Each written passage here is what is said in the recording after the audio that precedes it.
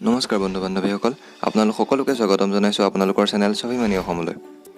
আৰম্ভ কৰিছোঁ প্ৰথমটো এক গুৰুত্বপূৰ্ণ খবৰৰ সৈতে। পোষ্ট অফিচৰ ছিনিয়ৰ চিটিজেন ছেভিং স্কিমৰ অন্তৰ্গত 60 বছৰতকৈ অধিক বয়সৰ লোকসকলৰ লগতে ভলণ্টাৰী ৰিটায়াৰমেণ্ট স্কিমৰ দ্বাৰা লাভান্বিত হৈ থকা সকলো পোষ্ট অফিচৰ এক বিশেষ স্কিমৰ অন্তৰ্গত নিজৰ একাউণ্টসমূহ খুলিব পাৰে, য'ত আপুনি যদি একেলগে 10 লাখ টকা জমা থয় অথবা নিৱেশ কৰে, তেতিয়া বছৰি 7.4 কম্পাউণ্ড ইণ্টাৰেষ্ট ৰেটত 5 বছৰৰ পিছত আপোনাৰ সেই ধনৰাশি 14,28,964 টকালৈ ৰূপান্তৰিত হ'ব, যাৰ দ্বাৰা আপুনি 4 লাখতকৈ অধিক টকা লাভ কৰিব পাৰে। আগবাঢ়িছোঁ আমাৰ টেকন'লজি ৰিলেটেড এক গুৰুত্বপূৰ্ণ খবৰলৈ। ছেমছাঙে গেলেক্সি M1 নামেৰে এক নতুন ভেৰিয়েণ্টৰ মোবাইল ফোন তৈয়াৰ কৰি উলিয়াইছে। গুগলৰ এণ্ড্ৰইড গ' অপাৰেটিং ছিষ্টেমৰ লগতে এই ফোনটোৰ মূল্য 6,000তকৈও কম হ'ব বুলি জনা গৈছে। জনাব খুজিছোঁ যে গুগলৰ এণ্ড্ৰইড গ' সাধাৰণ এণ্ড্ৰইড অপাৰেটিং ছিষ্টেমতকৈ কিছু বেলেগ হয়। ইয়াৰ বাবে গুগলে প্লে ষ্ট'ৰৰ এপসমূহৰ কিছু কাষ্টমাইজেশ্যনো কৰিব পাৰে। 1 GB ৰেম আৰু 16 GB ষ্ট'ৰেজ কেপাচিটি থকা ভেৰিয়েণ্টটোৰ মূল্য 5,499 টকা আৰু লগতে 2 GB ৰেম আৰু 32 GB ষ্ট'ৰেজ কেপাচিটি থকা ভেৰিয়েণ্টটোৰ মূল্য 6,499 টকা বুলি জানিব পৰা গৈছে। এই ডিভাইচটো 29 জুলাইৰ পৰা বজাৰত উপলব্ধ হ'ব। পৰৱৰ্তী খবৰ। যোৱা মাহত 59টা চাইনিজ এপ বেন কৰাৰ পিছত ভাৰত চৰকাৰে পুনৰ 47টা এপ বেন কৰিব বুলি সিদ্ধান্ত গ্ৰহণ কৰিছে। এই এপসমূহৰ লিষ্টখন অতি সোনকালে সকলোৰে আগত মুক্ত কৰা হ'ব বুলি উল্লেখ কৰিছে। উল্লেখযোগ্য যে এই লিষ্টখনত জনপ্ৰিয় গেম পাবজিও অন্তৰ্ভুক্ত হ'ব পাৰে বুলি অনুমান কৰা হৈছে।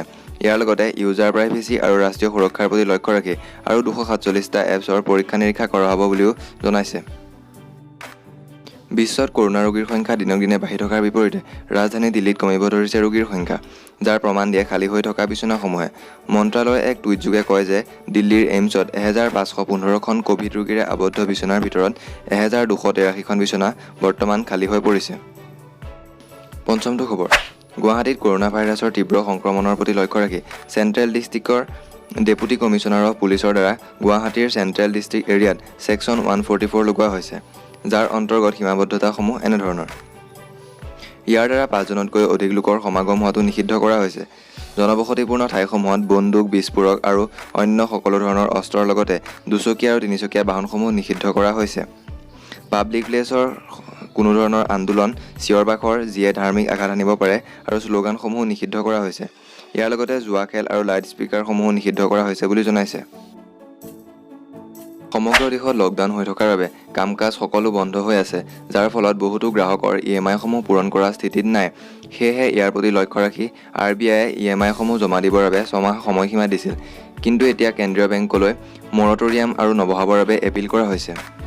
যদি আপোনালোকে মৰটৰিয়াম কি নাজানে, তেন্তে জনাব খুজিছোঁ যে ই এক এনে সময় য'ত EMI সমূহ লোৱা নহয় বা ল'ব নোৱাৰে। জানিব পৰা মতে গ্ৰাহকসকলে 31 আগষ্টলৈকেহে মৰটৰিয়ামৰ লাভসমূহ উপভোগ কৰিব পাৰিব।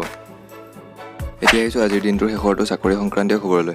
জানিব পৰা মতে ষ্টেট বেংক অফ ইণ্ডিয়াত 3,850টা পদত নিযুক্তি দিয়া হ'ব আৰু ইয়াৰ বাবে আবেদন প্ৰক্ৰিয়া যোৱাকালি অৰ্থাৎ 27 জুলাইৰ পৰা আৰম্ভ হৈছে।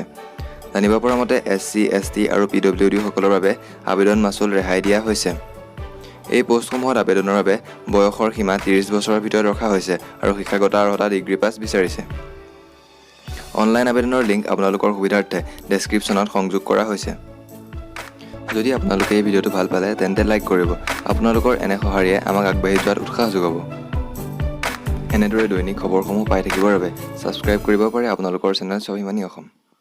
ধন্যবাদ। জয় আই অসম।